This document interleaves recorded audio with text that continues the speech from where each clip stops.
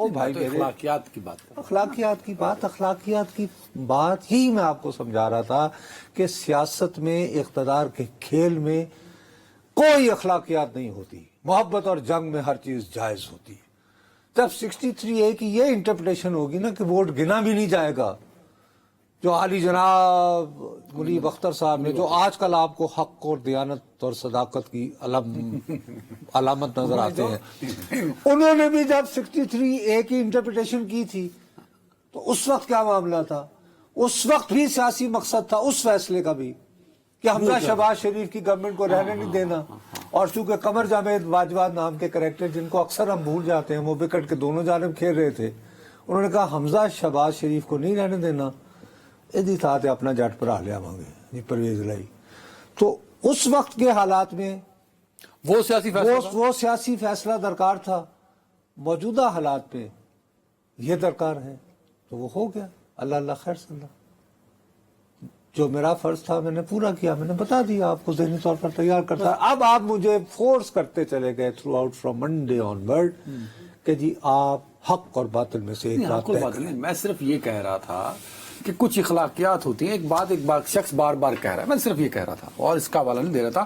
آپ اس کا امپیکٹ تو لے لیں نا. فیصلہ ہو گیا مطلب اب کم از کم وہ جو ضمیر آزادی والا تھا وہ تو آزاد ہو گیا. اب ضمیر قید نہیں رہے. ضمیر قید ہو گیا، لاؤ اپنا ہارس ریڈنگ ہو. نہیں اب یہ میں نہیں کہہ رہا، دیکھیں یہ نہیں وہ انہوں نے جب کہا نہیں انہوں نے، لیکن دیکھو انہوں نے تو براہ راست عالی جناب چیف جسٹس صاحب پر اعتراض کیا کہ جی آپ یہ جو کر رہے ہیں اس سے ہارس ٹریڈنگ کو، اس پہ وہ برہم ہوئے. میں تو اب فیصلہ آ چکا ہے، میں ان کو تو الزام نہیں دے رہا، میں تو یہ کہہ رہا ہوں کہ اب راہ نکل آئی.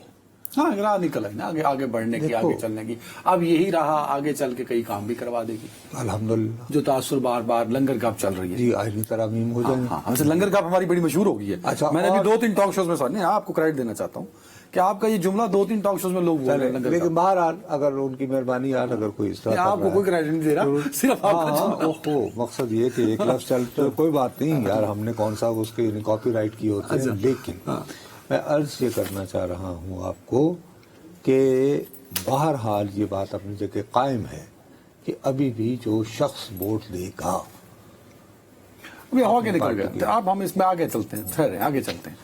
اب یہ بتائیں کہ آئینی ترمیم ہوگی یا نہیں ہوگی؟ ہر صورت ہوگی. نہیں میں کنڈیشنل سوال ہے، 25 سے پہلے ہوگی کہ نہیں ہوگی؟ 25 سے پہلے ہوگی. اور اگلے ہفتے ہوگی؟ یہ میں نہیں کہہ سکتا. میرا اپنا خیال ہے کہ شاید آج مولانا فضل الرحمان صاحب نے بھی تو کچھ کہا ہے نا. اچھا کہا ہے. وہ بڑے زیرک آدمی ہیں، وہ بات بہت کچھ سمجھ کے کرتے ہیں.